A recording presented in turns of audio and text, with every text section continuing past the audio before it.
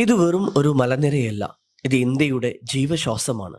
സഹ്യാദ്രീൽസ് എന്നറിയപ്പെടുന്ന western guts ഇന്ത്യയുടെ പടിഞ്ഞാറൻ തീരത്ത് 6 സംസ്ഥാനങ്ങളിലൂടെ നീളുന്ന ഏകദേശം 1600 കിലോമീറ്റർ ദൈർഘ്യമുള്ള ലോകത്തിലെ ഏറ്റവും പഴക്കം ചെന്നതും ജൈവ വൈവിധ്യത്തിൽ അത്യന്തം സമ്പന്നവുമായ മലനിരകളിലൊന്നാണ് പശ്ചിമഘട്ടം.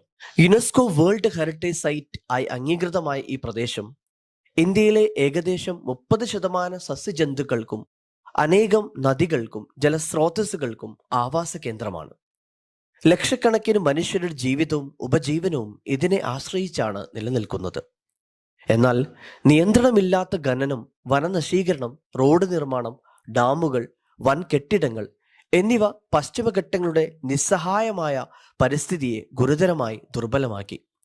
ഇതിന്റെ ഫലമായി പ്രളയങ്ങളും മണ്ണിടിച്ചിലുകളും മറ്റ് പരിസ്ഥിതി ദുരന്തങ്ങളും കൂടുതലായി സംഭവിക്കാൻ തുടങ്ങി. ഈ മലനിരകളുടെ സംരക്ഷണത്തിനായി ശക്തമായി ഉയർന്ന ശബ്ദമായിരുന്നു പ്രൊഫസർ മാധവ് ഗാഡ്ഗിൽ. 2010 അദ്ദേഹം അധ്യക്ഷനായി Western Ghats ecology expert panel രൂപീകരിക്കപ്പെട്ടു.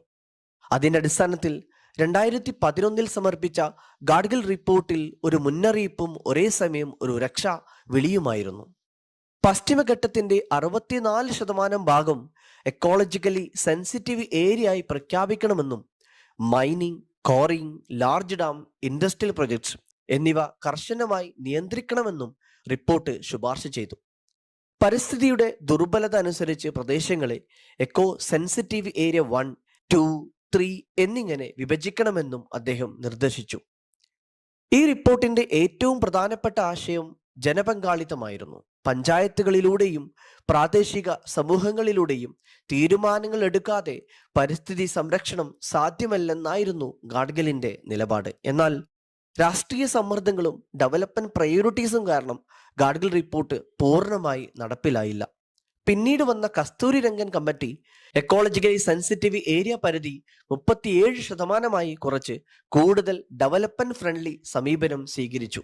ഇന്ന് കേരളത്തിൽ നമ്മൾ അനുഭവിക്കുന്ന പ്രളയവും മണ്ണിടിച്ചിലുകളും ബയോഡൈവേഴ്സിറ്റി ലോസും എല്ലാം നമ്മളെ വീണ്ടും ഗാഡ്ഗിലിന്റെ മുന്നറിയിപ്പിലേക്കാണ് തിരികെ കൊണ്ടുവരുന്നത്. അദ്ദേഹത്തിന്റെ ജീവിതകാല സംഭാവനകൾക്കുള്ള അംഗീകാരമായി 2024 ഐക്യരാഷ്ട്രസഭ അദ്ദേഹത്തിന് champions of the earth award പുരസ്കാരം നൽകി ആദരിച്ചു. 82-ാം വയസ്സിൽ മാധവ് ഗാഡ്ഗിൽ നമ്മളെ വിട്ടുപോയെങ്കിലും അദ്ദേഹത്തിന്റെ ശബ്ദവും സന്ദേശവും ഇന്നും നമ്മോടൊപ്പം നിലനിൽക്കുന്നു. അദ്ദേഹത്തിന്റെ വാക്കുകൾ തന്നെ അതിൻ്റെ സാരാംശമാണ്. പശ്ചിമഘട്ടം സംരക്ഷിച്ചാൽ നാം നമ്മളെ തന്നെ സംരക്ഷിക്കും.